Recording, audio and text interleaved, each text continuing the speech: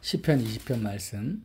환난 날에 여호와께서 내게 응답하시고 야고보의 하나님의 이름이 너를 높이 드시며 성소에서 너를 도와주시고 시온에서 너를 붙드시며 내 모든 소재를 기억하시며 내 번제를 받아주시기를 원하노라. 셀라. 내 마음의 소원대로 허락하시고 내 모든 계획을 이루어 주시기를 원하노라. 우리가 너의 승리로 말미암아 개가를 부르며 우리 하나님의 이름으로 우리의 깃발을 세우리니 여호와께서 내 모든 기도를 이루어 주시기를 원하노라. 여호와께서 자기에게 기름 부음 받은 자를 구원하시는 줄 이제 내가 아노니 그의 오른손의 구원하는 힘으로 그의 거룩한 하늘에서 그에게 응답하시리로다. 어떤 사람은 병거 어떤 사람은 말을 의지하나 우리는 여호와 우리 하나님의 이름을 자랑하리로다.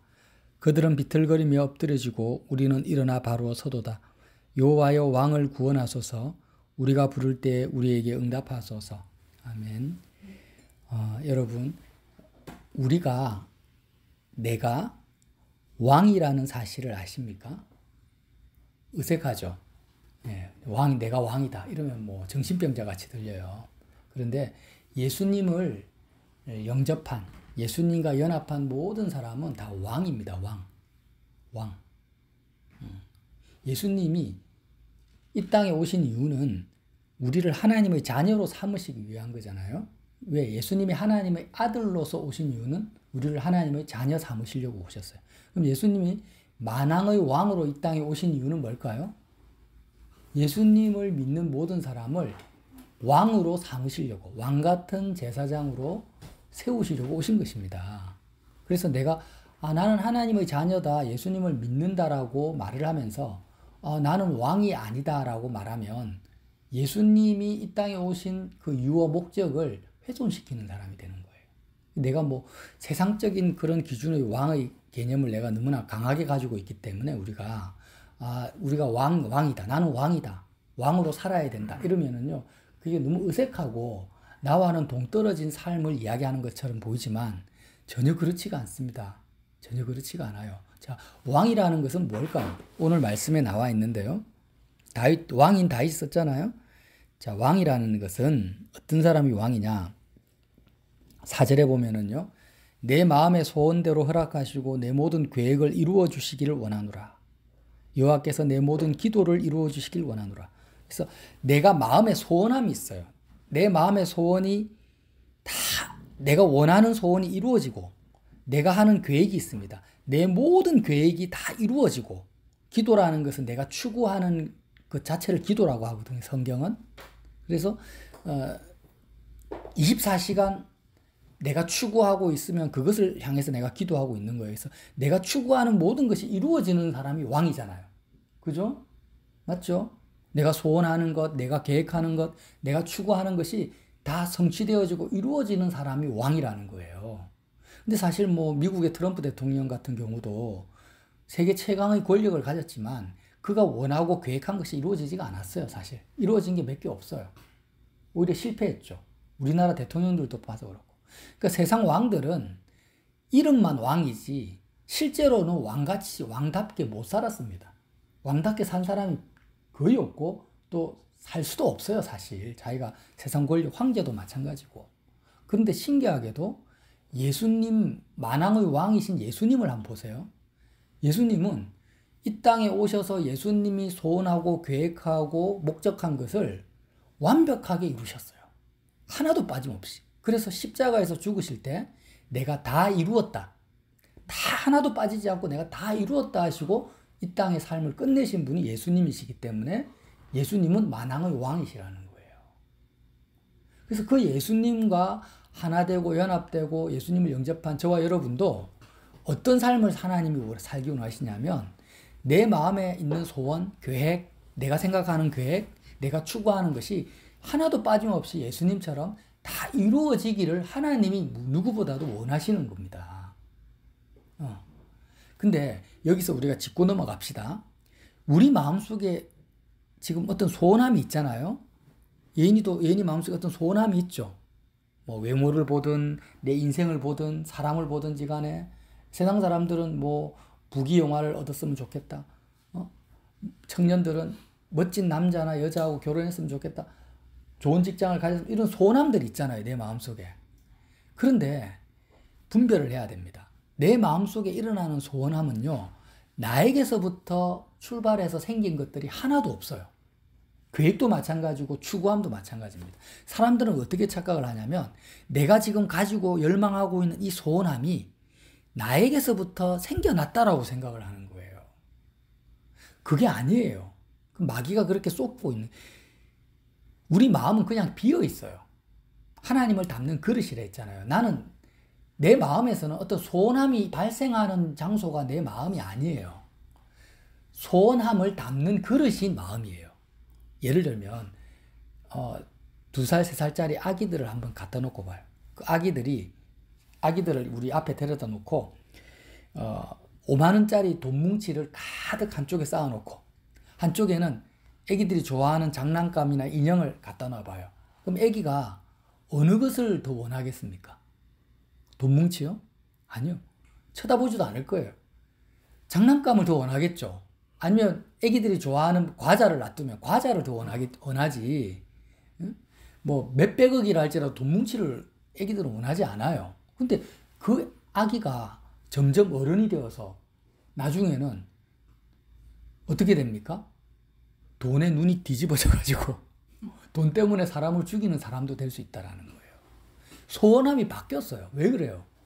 이 세상으로부터 가치관, 세상으로부터 돈에 대한 소원함을 자기 그 아기의 마음이 어른이 되면서 그 소원함을 자기 것으로 붙들고 사는 거예요. 그러니까 외모든 뭐든지 간에 내 마음에 있는 모든 소원함은 어떤 외부로부터 나에게 들어와서 마치 내 것인 마냥 내가 지금 붙잡고 있는 거지, 나라는 존재로부터 생겨난 소원함은 하나도 없다라는 거예요. 하나님에 대한 소원함도 마찬가지입니다. 하나님을 사랑해야 되겠다. 이것도 나에게서부터 발생된 게 아니에요. 하나님으로부터 나에게, 성령으로부터 나의 속에 들어온 거예요. 그걸 내가 붙잡은 거예요. 그래서 내 마음의 소원함과 계획과 추구함들이 이루어지냐 안 이루어지냐 보다 더 중요한 것은 뭐냐면 내가 가지고 있는 이 소원함과 계획과 추구함이 어디로부터 왔느냐를 보라는 겁니다. 어디로부터 왔느냐? 내 것은 아무것도 없으니까. 지난 시간입니까? 지지난 시간에 죄와 나를 분리시켜라 했잖아요. 죄와 나는 죄가 아니다. 예수 그리스도로 말미암아 죄와 나는 분리가 됐다. 죄와 허물, 누군가를 미워하는 마음이 있으면 내가 그를 미워한다라고 생각하지 말고 내 속에 있는 죄가 그를 미워하고 있고 나는 그 죄와 싸워야 된다. 이렇게 생각을 해야 되는 거예요. 그게 맞는 거거든요. 내가 돈을 사랑한다 이러면은 내가 돈을 사랑하는 것이 아니라 정확하게 말하면 내 속에 있는 죄가 세상을 사랑하는 그 죄로 말미암아 내 마음이 장악되어져 있다. 이렇게 생각을 해야지 돈을 사랑하는 내가 죄가 아닌 거예요. 그 죄와 나는 다른 거예요. 마귀와 내가 존재가 다르듯이. 똑같습니다.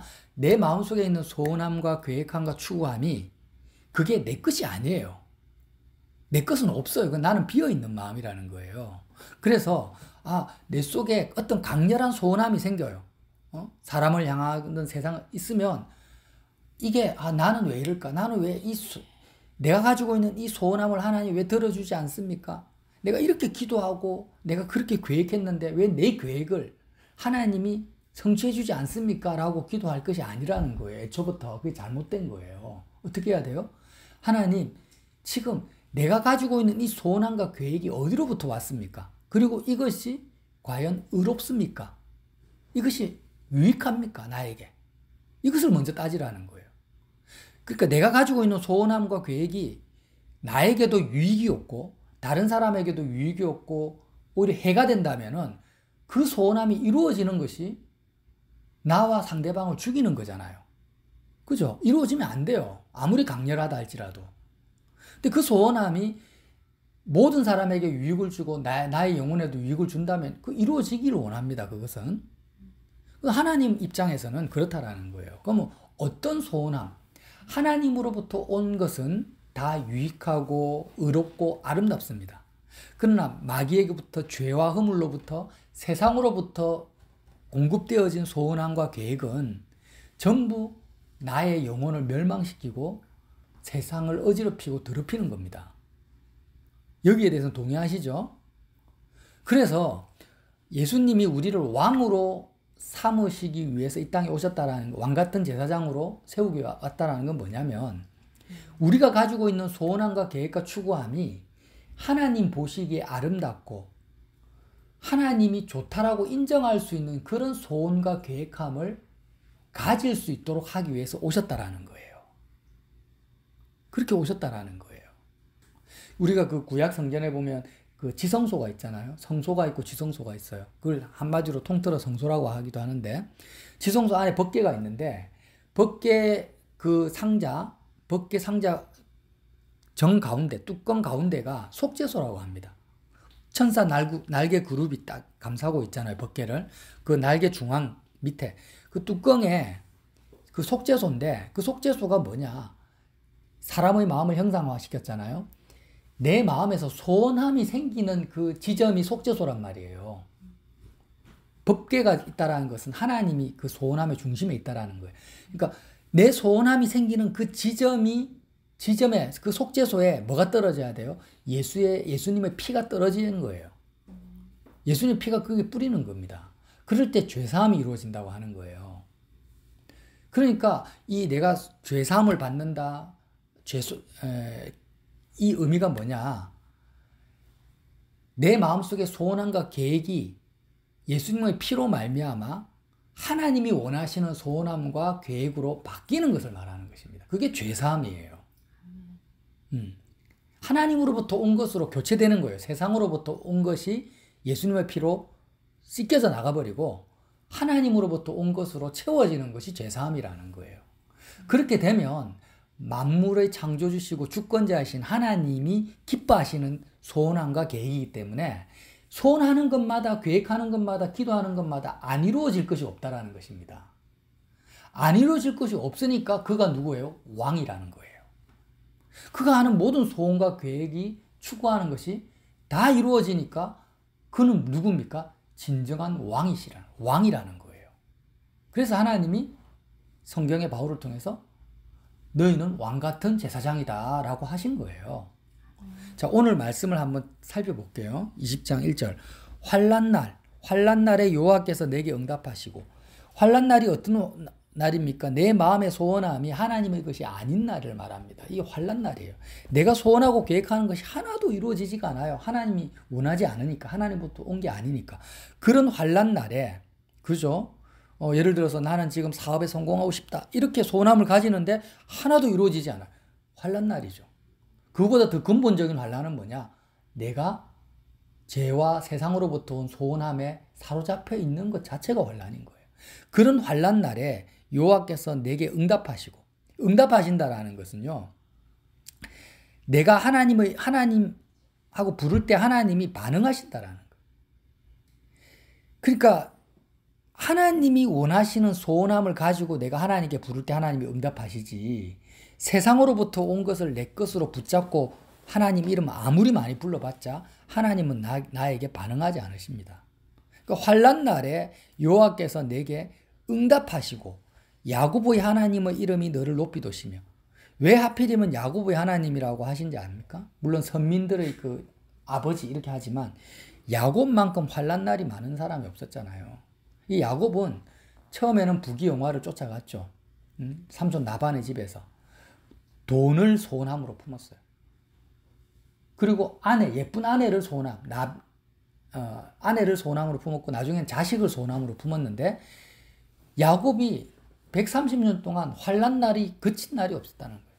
험난한 세월을 살았습니다. 왜? 야곱의 마음속에 정말 이스라엘의 하나님을 추구한 것이 아니라 돈을 소원하고 아내를 소원하고 자식들을 소원했는데 하나도 자기 마음대로 되는 게 없는 거예요. 자기가 원하고 계획한 대로 뭐 아내가 자기 뜻대로 살아줍니까? 자녀들이 자기 뜻대로 큽니까?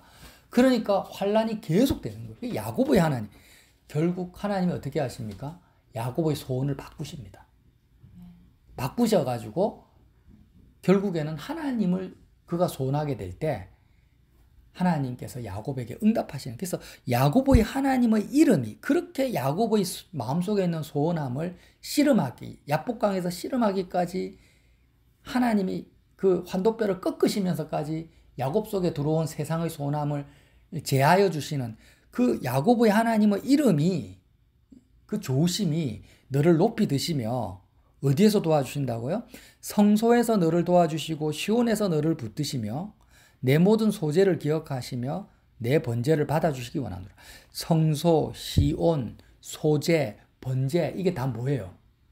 내 마음속에 있는 소원함을 바꾸는 것들입니다. 이 요소들이.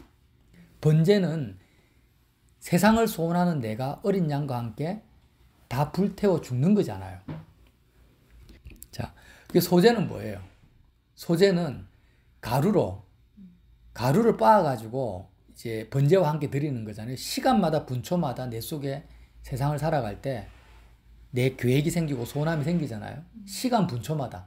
그런 시간마다 분초마다 생기는 세상으로부터 오는 소원함과 계획을요, 전부 가루로 빻아서 하나님께 다 불살라 버리는 게 소재고 번제란 말이에요. 예. 그러니까 이 소재, 내 모든 소재를 기억하시며 내 번제를 받아주시기 원하노라. 어디에서요? 성소에서. 성소, 지성소에서 너를 도와주시고 시온에서 너를 붙들어 주신다라는 거예요. 시온, 하늘에서. 하나님의 나라에서. 이게 뭐예요? 기도라는 거예요. 우리가 해야 될 기도. 이렇게 될 때 소재와 번제와 성소를 통해서 하나님의 이름만이 내 마음속에서 소원함이 될 때 어떤 일이 벌어집니까? 내가 왕이 됩니다. 왕이 되어서 내 마음의 소원대로 허락하시고 내 모든 계획을 이루어지시기 원하며 우리가 너의 승리로 말미암아 개가를 부르며 우리 하나님의 이름으로 우리의 깃발을 세우리니 여호와께서 내 모든 기도를 이루어 주시기 원하노라. 자, 우리의 깃발을 세운다라는 게 무슨 의미냐면 6.25 전쟁 때 북한군이 이렇게 쳐들어왔잖아요. 그 서울을 점령했습니다. 그럼 서울시청 위에 태극기가 걸려 있었는데 어떻게 했겠어요? 첫 번째로 서울시청 꼭대기에 걸려있는 태극기를 내리고 인공기랍니까? 북한에 있는 북한군의 깃발을 시청에 걸었어요. 그러다가 메가드 장군이 인천상륙작전해서 다시 한국군이 서울을 탈환했을 때 제일 먼저 한 게 뭐겠어요? 북한군의 깃발을 내리고 태극기를, 남한군의 길을 시청에 거는 겁니다. 그래서 이 깃발을 세운다라는 것은 뭘 의미하냐면 내가 그 지역과 그 영역을 정복했다, 장악했다라는 거예요. 하나님의 이름으로 우리의 깃발을 세운다라는 거예요. 우리의 깃발. 왜 우리의 깃발이냐면 죄와 나를 분리해라는 거예요. 저와 여러분이 이전에는 죄와 하나가 되었고 세상과 하나가 되어서 멸망의 자식, 마귀의 새끼였는데 예수님이 이 땅에 오셔서 십자가에서 죽으심으로 말미암아 내가 거듭났습니다. 다시 태어났어요. 다시 세상과 분리되고 죄와 분리되었어요. 내 마음이 분리된 것도 아니고 엄밀히 따지면 내 몸이 분리된 것도 아니고 내 영이 분리된 거예요. 내 영이. 하나님을 추구하는 영이 된 거예요. 그래서 우리는 내가 지금 아무리 새 삶이 엉망이고 세상을 막 좋아하는 마음이 내 속에 막 용수음쳐도 아, 내 영은 거듭났구나. 나는 하나님 편이구나. 내 영은 어떻다라는 거예요? 세상을 전혀 사랑하지 않아요. 우리의 영은. 내 영은 마음을 다하고 뜻을 다하고 힘을 다해서 하나님을 사랑하기를 원합니다. 그러니까 우리의 깃발, 내 영, 거듭난 영의 깃발을 하나님의 이름으로 세운다라는 것은 죄와 허물이 내 마음을 장악하고 있고 소원과 계획을 장악하고 있는데 내 거듭난 영이 하나님의 이름으로 하나님이 가장 좋은 거예요. 그것으로 마치 인전상륙 작전을 통해 서울을 탈환한 것처럼 다시 내 마음의 소원과 계획을 탈환해서 거기에 깃발을 꽂아버린다라는 거예요. 그러니까 그때부터는 하나님이 나의 후원자가 되시고 주관자가 되셔서 내 속에 일어나는 모든 소원과 계획과 기도를 이루어 주시길 원한다라는 거예요. 자, 그래서 6절 여호와께서 자기에게 기름 부음 받은 자를 구원하시는 줄을 이제 내가 아노니. 기름 부음 받았다라는 것은 이스라엘의 모든 선지자와 왕들은 기름을 부어서 세우잖아요. 왕으로 택했다라는 거예요. 다윗을 기름 부음 받아서 왕으로 세운 거예요. 기름 부음 받았다는 건 뭐냐면 내가 지금 왕이 아니라 할지라도 하나님이 너를 왕으로 세우겠다. 내가 너를 왕으로 살게 하겠다라고 택정하셔서 너는 운명적으로 왕이 된다라고 기름을 부어버리는 거예요. 임명을 해버리는 거예요. 그래서 저와 여러분이 거듭났다면 우리는 기름 부음 받은 자라는 거예요. 아멘? 목사님 뭐 특별한 선지자들이 기름 부음 받은 게 아니고 그분들만 내가 예수님과 연합하기로 작정했다면 우리는 우리의 마음과 소원과 계획이 하나님이 다 이루어지기를 원하는 그런 소원과 계획으로 바뀌는 것이 마땅하잖아요. 그런 운명이잖아요. 그러니까 우리는 왕으로 살아야 되는 거예요. 살 운명인 거예요. 그래서 내가 기름 부음 받은 자라는 거예요. 내가. 그래서 우리는 확신해야 돼요. 나는 누구인가? 나는 기름 부음 받은 자다. 나를 과대평가하는 것도 아니고 교만한 것도 아닙니다. 나는 기름 부음 받은 자입니다. 근데 이스라엘의 남유다와 북이스라엘의 수많은 왕들이 기름 부음 받아 세워졌지만 기름 부음 받은 자답게 하나님이 원하시는 소원과 계획대로 산 사람이 누가 있습니까?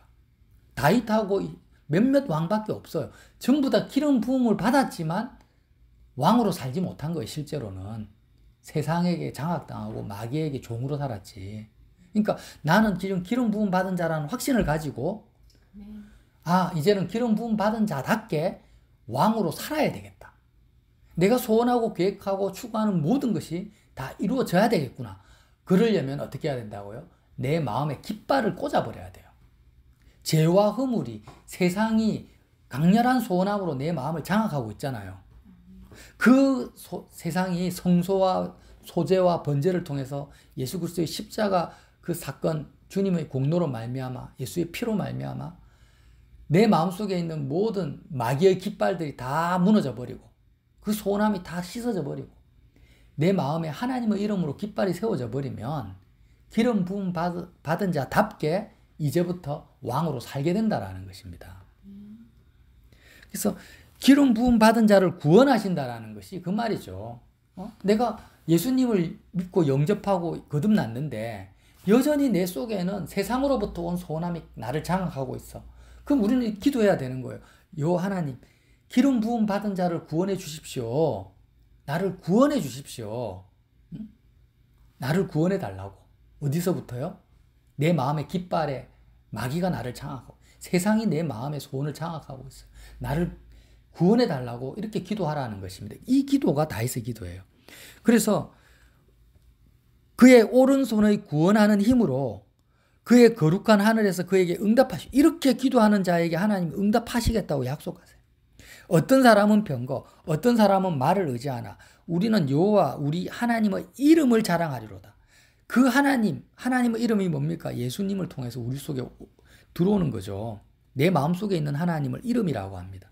그래서 내 마음속에 가장 거룩하고 가치 있고 좋은 그 하나님을 내가 자랑하겠다라는 거예요. 그 소원함을 가지겠다라는 거예요. 세상의 소원함을 가지고 있는 사람은 8절에 그들은 비틀거리며 엎드려지고 우리는 하나님을 내가 소원하는 우리는 일어나 바로 서도다. 9절 결론적으로 여호와여 뭘 하다고요? 왕을 구원하소서. 우리가 부를 때 우리에게 응답하소서. 그러니까 이 기도 여호와여 왕을 구원하소서 이 말이 시라는 것은 여러 가지 함축적 의미를 가지고 있다 했잖아요.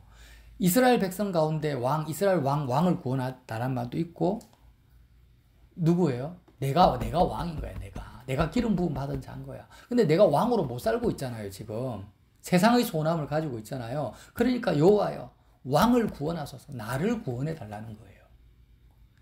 그러면서 동시에 우리가 부를 때 우리에게 응답하소서 이러는 거예요. 왕을 구원해 달라는 우리의 이 기도를 응답해 달라는.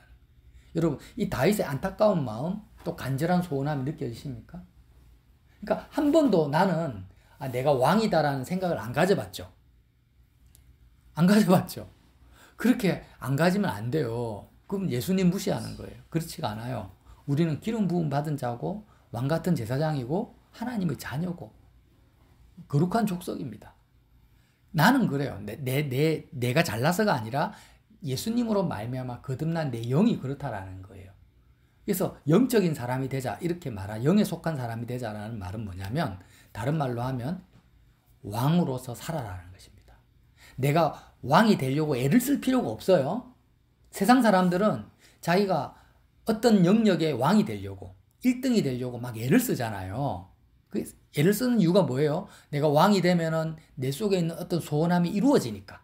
내가 계획하는 것이 이루어지니까 연예계의 왕이 되고 뭐 가요계의 왕이 되고 스포츠계의 황제가 되고 그렇게 되려고 애를 써요. 노력하고. 근데 우리는 그럴 필요가 없다라는 거예요. 없고 이미 우리는요. 기름 부음 받은 자라는 거예요. 왕으로 선택된 자입니다. 단지 뭐만 있어요. 내 마음에 깃발만 꽂으면 돼요.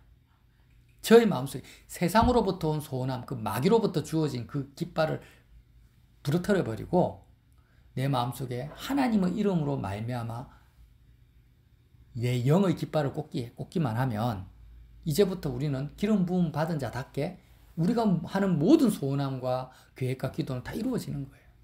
그래서 이것이 단시간에 하루아침에 짠하고 이루어지는 것이 아니라 소재를 통해서, 소재라는 것은 분초를 말하죠.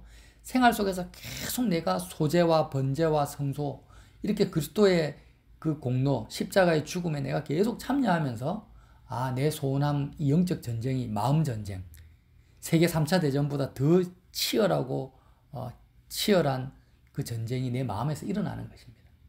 내 마음에서 이루어져요. 그러니까 왕은 외부의 환경을 내가 변화시켜서 왕으로 사는 것이 아니고 내 마음에 하나님의 깃발이 꽂힐 때 나는 왕으로 그냥 살게 됩니다. 내 마음의 소원함과 계획이 바뀌어버리고 그때부터는 하나님이 나의 후원자가 되셔서 그냥 쭉 가는 것입니다.